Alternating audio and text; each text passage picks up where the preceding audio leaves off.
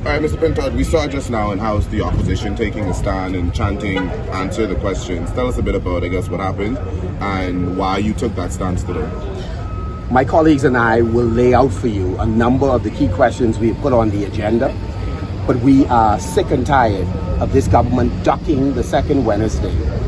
But more importantly, having given their word, going back on their word. It is required in the procedures in the parliament that we have a second Wednesday where the opposition can ask the questions and they should give a full and complete answer. They have avoided this. Many times they would say they get back to you and they don't get back to you. But more importantly, we are not spending the quality time in the parliament addressing crisis issues that the countries face at the moment. And they intentionally avoid this particular time. We had the word of the leader of the government business. I spoke to him personally. I raised it with the Prime Minister as well, that we understand that they were headed down this road. He gave an assurance that he would speak with them.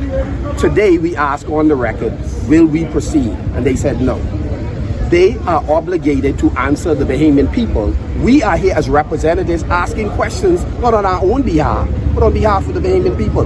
This is a very undemocratic organization. You can look at the parliament before there were death threats. This was a barricaded parliament. This is the same group that said previously when we were in power that the people don't have free, unfettered access to the parliamentarians and policymakers. They are now demonstrating their fear of the very people that they lead. They watched us. They saw the price you pay for not engaging the people who you work for. And they are now far worse than we could have ever been.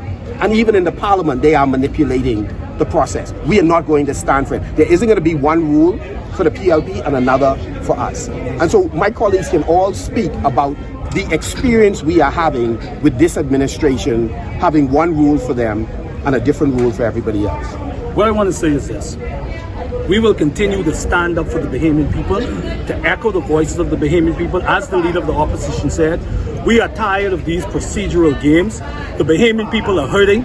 They're being taxed. They are angry. And these barricades out here shows that the government knows that the Bahamian people are tired. So we're not going to sit down and shut up, but we can stand up and speak up. Speak up on the taxes. Speak up on the tremendous amount of crying going on behalf of the Bahamian people. So we are telling the government today that we will not go along with this. We will speak up for the Bahamian people. We have an illegal immigration crisis that the government that we need to talk about. There are so many issues that are affecting the Bahamian people. And so we're going to continue to stand up and speak up for the Bahamian people. People of this country are angry. People of this country feel betrayed. And this government, who is paid to do a job, is not doing their job. There are important questions on the record that the Bahamian people deserve answers to, and that is why we made the stand today. What's happening with the breach of the Central Bank Act? What's happening with the breach of the Procurement Act? What's happening with the breach of the fiscal strategy? Why are they ducking the important questions that the public needs to know? There are important issues like national insurance, important issues like immigration and crime, and they are not doing their job. They refuse to come to the House and be accountable to the people. This is the people's house. And if there's any place that they should be, it is here today. So they should not run from the people, but they should stay and answer the questions. Do you feel as though, I guess, sessions like these are, I guess, for lack of a better term, a waste of time, considering the plan was to come, lay documents, and then suspend?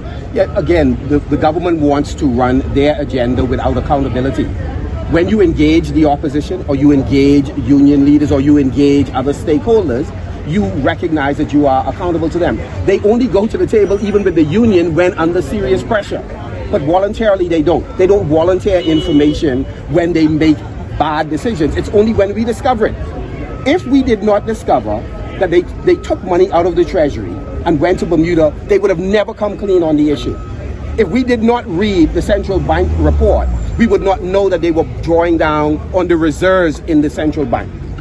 If we did not read the report about the liability of the 150 million, we would not have known that their bad decision has now ballooned up to $150 million the Bahamian people are paying because Alfred says and the Prime Minister did not make the right decision about the hedge, and then they lied about it afterwards to cover their tracks. So again, they don't want to be here to answer questions. They don't have the luxury of doing that. All of us work for the people, and we should answer the concerns of the people.